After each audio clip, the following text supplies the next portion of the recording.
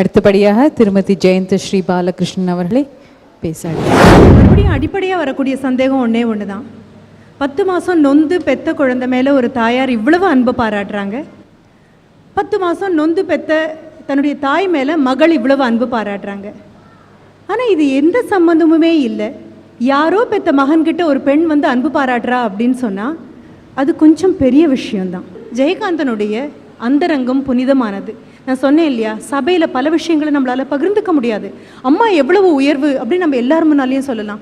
மகள் எவ்வளவு உயர்வு எவ்வளவு பேர் முன்னாலேயும் சொல்லலாம். ஆனால் மனைவி எவ்வளவு உயர்வு அப்படின்னு சொன்னால் த டிப் ஆஃப் அன் ஐஸ்பர்க் அப்படின்னு சொல்லுவோம். பனிக்கட்டி மிதந்து வரும்போது மேலே தெரிகிற இத்தனோடு சின்ன விஷயந்தான் 3/4 பங்கு கீழே மடிஞ்சு போயிருக்கும். அரை இருட்டில் எல்லாருமே பார்க்க அழகாத்தாங்க இருப்பாங்க. ஆனால் அம்பலத்துலேயும் அந்தரங்கத்துலேயும் என்னுடைய ஒவ்வொரு விஷயத்துக்கும் ஆணிவேராக இருக்கக்கூடிய என்னுடைய பெண், அவள் எனக்கு கொடுத்ததும் நான் அவளுக்கு கொடுத்ததும் அந்த செவருக்கு பின்னால் எங்கள் 2 பேருக்கு மட்டும்தான் தெரியும். அந்த சோகம் எங்கள் 2 பேருக்கு மட்டும்தான் தெரியும். அந்த சுகம் எங்கள் 2 பேருக்கு மட்டும்தான் தெரியும். ரொம்ப அழகாக அந்தரங்கம் புனிதமானது. பையனை தாத்தா பாட்டி எடுத்து வளர்த்துட்டு இருப்பாங்க. முதல் பையன் வீட்டுக்கு வருவான். வந்தால் அப்பா பெரிய பேராசிரியராக இருக்கார். அவனுக்கு ஒரு சந்தேகம் வரும், என்ன அப்பா யார் கூடயோ வேறு தொடர்பு இருக்கிற மாதிரி தோணும். ஆனால் தாங்கவே முடியாது. அப்பாவுடைய டேபிள் எல்லாம் குடஞ்சி பார்ப்பான், லெட்டர்லாம் இருக்கும். ஒரு நாளைக்கு அப்பாவுக்கு ஃபோன் வரும். அதை பார்த்துட்டு அப்பா யார் கூட போகிறாருன்னு பார்க்கறதுக்காக போவான். யாரோ இன்னொரு கூட வேலை பார்க்கக்கூடிய இன்னொரு பெண்ணோட. திரும்பி வந்ததுக்கப்புறம் அம்மா கிட்ட சொல்லி ரொம்ப வருத்தப்படுவான். அம்மா என்ன கேட்பா தெரியுமா, என்ன தைரியம் இருந்தால் என் கணவனை நீ வேவு பார்ப்ப அப்படின்னு கேட்பாங்க அந்த அம்மா. எங்களுக்கு இடையில ஆயிரம் இருக்கும். உன்னுடைய தந்தையா நீ பார்க்கறது வேற, என் கணவனை நான் பார்க்கறது வேற. எங்களுடைய அந்தரங்கம் புனிதமானது.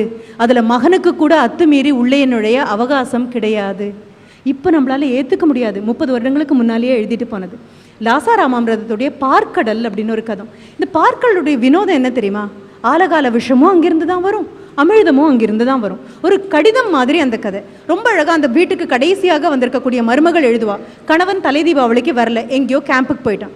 எழுதும்போது அவர் சொல்ல, உங்களை மாதிரி கணவன் இருந்தால் தானே எங்களை மாதிரி மருமகள்லாம் பேர் எடுக்காமல் போக முடியும் அப்படின்னு ஒவ்வொன்றா சொல்லிகிட்டே வந்து, இந்த வீட்டில் எவ்வளோ பேர் இருக்காங்க, அம்மா எவ்வளோ பழுத்த பழமாக இருக்காங்க, அப்பா எவ்வளோ பெருசாக இருக்காரு, உங்கள் 2 பேருக்கும் உங்களுடைய கொள்ளுப்பாட்டி வேறு மேலே இருக்காங்க, உச்சி பிள்ளையார் மலையில் இருக்கக்கூடிய பிள்ளையார் மாதிரி எல்லாம் சொல்லிகிட்டே வந்து கடைசியில் சொல்லுவாங்க, தீபாவளி அன்னைக்கு என்ன ஆச்சு தெரியுமா, எனக்கு தெரியவே தெரியாது.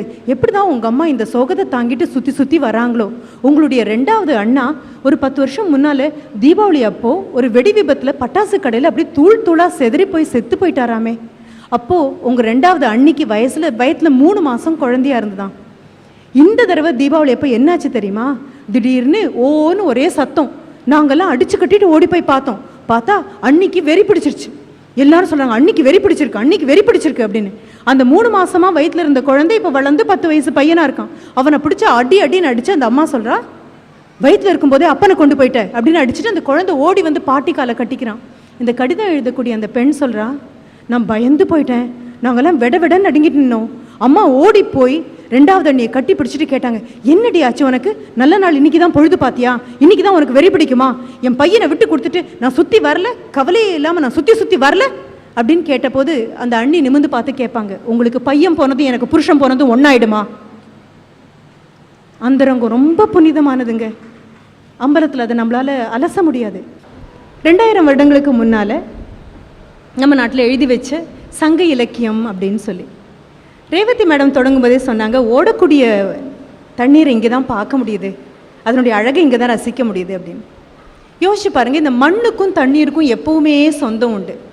ஆற்று நீராக இருந்தால் ஆற்றங்கரைக்கும் ஆற்று நீருக்கும் சொந்தம் உண்டு. கடல் நீராக இருந்தால் கடற்கரைக்கும் நீருக்கும் சொந்தம் உண்டு. சரி, குட்டையில் ஊர்ன நீராக இருந்தால் அந்த குட்டையினுடைய கரைக்கும் நீருக்கும் சொந்தம் உண்டு. ஒரே ஒரு இடத்துல மட்டும்தான் நீருக்கும் நிலத்துக்கும் சம்பந்தமே கிடையாது. மற்ற எல்லாமே கரையை வந்து தொட்டு போகக்கூடிய நீர் எல்லாமே எப்படி அப்படின்னா இந்த தொப்புள் கொடியில் வந்து அந்த பந்தம் மாதிரி தான். அம்மாவுக்கும் மகனுக்கும் மகளுக்கும், அப்பாவுக்கும் மகனுக்கும் மகளுக்கும் இந்த அருமையான பந்தம். ஒரே ஒரு இடத்துல மட்டும்தான் ரொம்ப அழகாக அந்த தலைவன் கேட்பான், உங்கள் அம்மாவும் எங்கள் அம்மாவும் யாருன்னு தெரியாது, உங்கள் அப்பாவும் எங்கள் அப்பாவும் யாருன்னு தெரியாது, உன் உறவினர் யார் என் உறவினர் யாருன்னு தெரியாது. ஆனால் அதுக்கு அடுத்தது உனக்கும் எனக்கும் சம்பவித்த விஷயத்துக்கு அப்புறம் ஒன்றையும் என்னையும் பிரிக்க முடியாது. எல்லா திருமணங்கள்லையும் மறுபடியும் சொல்லுவோம், செம்புல பெயல் நீர் போல, செம்புல பெயல் நீர் போல அப்படின்னு. யோசிச்சு பாருங்க, கடல் நீர் தாராளமாக சொல்லிட்டு போயிருக்கலாம், குட்டை நீர் சொல்லியிருக்கலாம், ஓடு நீர் சொல்லியிருக்கலாம், ஆற்று நீர் சொல்லியிருக்கலாம், குண்டு நீர் சொல்லியிருக்கலாம், எல்லா நீரும் ஒன்றா வந்து சேரக்கூடிய முன்னீர் சொல்லியிருக்கலாம். செம்புலமும் பெயல் நீரும் அப்படின்னு சொல்கிறாங்க. என்ன அப்படின்னா, புலம் அப்படின்னா உழுது பண்படுத்தப்பட்டு தயாராக விளைச்சலுக்கு காத்துட்டு இருக்கக்கூடிய நிலம். இந்த பெய்கிற மழை வந்து நிலத்துல விழுற வரைக்கும் மழைக்கு தெரியாத நிலம் இருக்கிற விஷயம், நிலத்தை வந்து தீண்டுற வரைக்கும் நிலத்துக்கு தெரியாது இந்த மழை வந்த விஷயமும். ஆக இந்த நிலமும் மழையும் சேர்ந்ததுக்கு அப்புறம் அதுக்குன்னு தனியா ஒரு ஐடென்டிட்டி கிடையாது. அது வெளியில பெருமையா சொல்லிக்காது. ஆனா இந்த ஒரு பந்தம் மட்டும்தான் உலகத்துல மிக நிச்சயமாக, மிக நிதர்சனமாக இருக்கக்கூடிய பந்தம். ஷேக்ஸ்பியர் ரொம்ப அழகா டெஸ்டிமோனாவை சொல்வாரு. ஒத்தல்லோ யாரு? கேப்டன். டெஸ்டிமோனா யாரு? கேப்டன்ஸ் கேப்டன் அப்படின்னு சொல்வார். இன்னார் விட்டது அப்படின்னு சொல்லி. அந்தரங்கத்தில் பார்த்தாலும் சரி, அம்பலத்தில் பார்த்தாலும் சரி, எக்ஸும் ஒய்யும் சேரும் பொழுது மட்டும்தான் வாழ்க்கை. நம்ம மறுபடியும் என்னவா பார்க்குறோம்? மரத்தை சுற்றி ஓடுறதுக்கும் படுக்கையை பகிர்ந்து கொள்றதுக்காகவும் மட்டும் பார்க்குறோம் அல்ல. வாழ்க்கை துணை அப்படின்னு சொல்லும் பொழுது ரத்தம் சுண்டி போனதுக்கப்புறம், கை கால் உடஞ்சி போனதுக்கப்புறம், மனசு நலிந்து போனதுக்கப்புறம், மகள் இன்னொருவனுடைய மனைவி ஆனதுக்கப்புறம், தாயாரும் ஒரு தூரம் வந்து விலகி போனதுக்கப்புறம், அன்னையாக மகளாக எல்லாமுமாக ஒரு பெண் நிற்கும் பொழுது தான் அவ உண்மையாகவே போற்றப்படக்கூடிய ஒரு தன்மை.